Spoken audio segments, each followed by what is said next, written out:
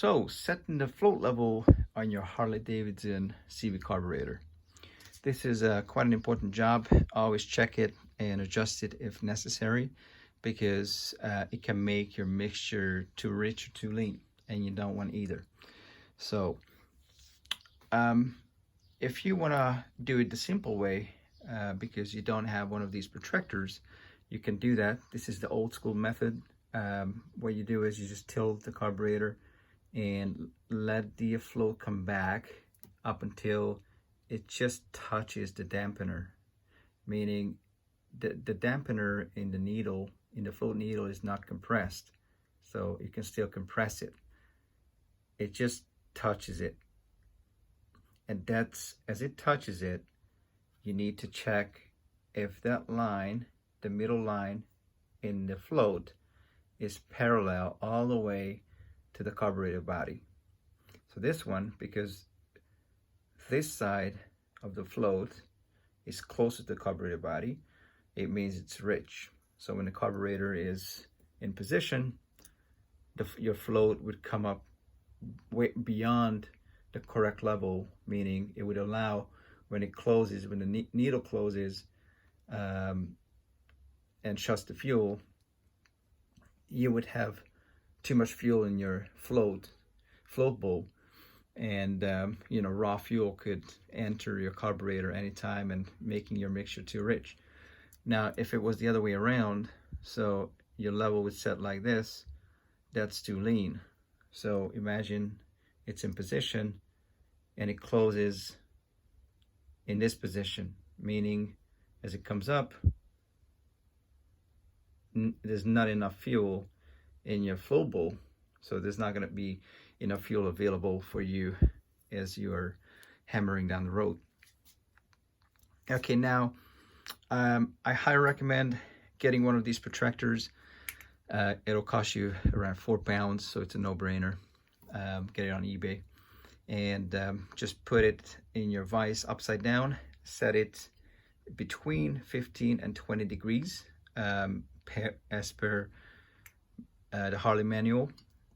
That's what it says, between 15 and 20 degrees. And you tilt the carburetor on this protractor, and here we go. It's the same deal. You can see it's too rich, so we're gonna go ahead and remove the float and bend the tab. You could do it with the float in and needle in, but the chances are that you may damage the needle, and I'll show you why. As you're bending the tab down, you may push the needle in its seat too hard and you damage the tip, and you don't want to do that.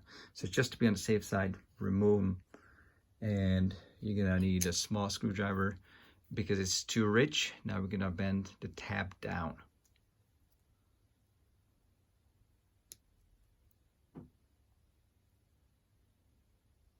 Not too much, because you may bend it too much and then it's going to be lean, and then you're going to be going back and forth with this. But it just requires patience, this adjustment, really. So let's check it with the old school method. I can see it's too rich still. Hopefully you can see it. It's too rich. Just a little bit. Remove again. This is why I didn't tap the pin all the way in, because you keep having to remove it. So bend it down a little bit, a little more. That's it. Needle back in place.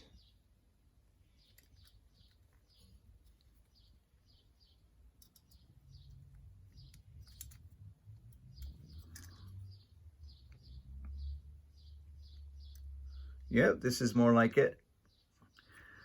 Put it on the protractor. Yeah, it looks like we have pretty good float level here.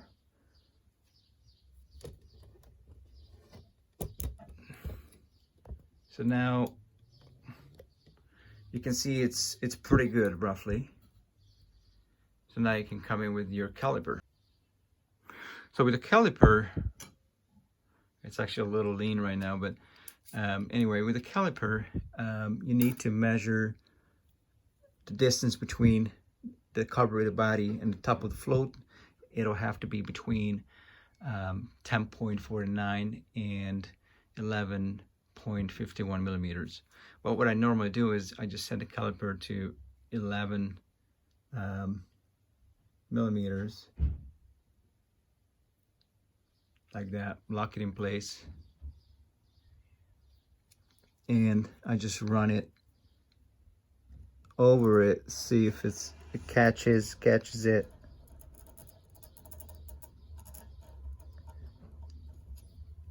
Hopefully you can see it.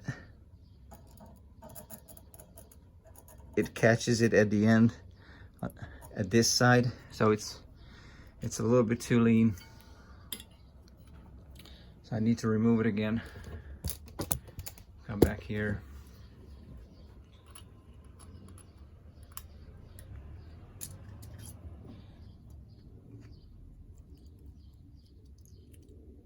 And this time, because it's too lean,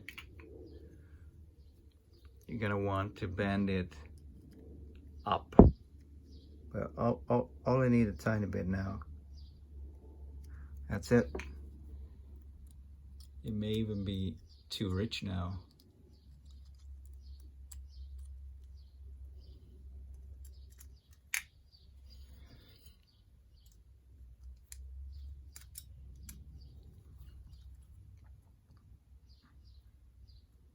It touches the, it might be a little too rich. May not. So put it on the protractor here.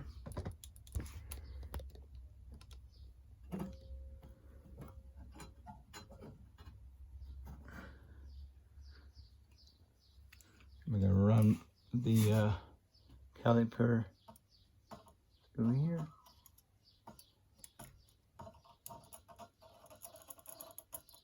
It's actually perfect.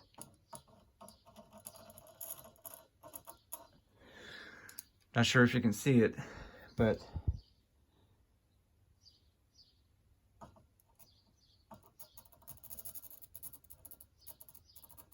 I run it through. It doesn't catch it. It's the same gap everywhere. That's your float level right there. You can recheck it. The simple method.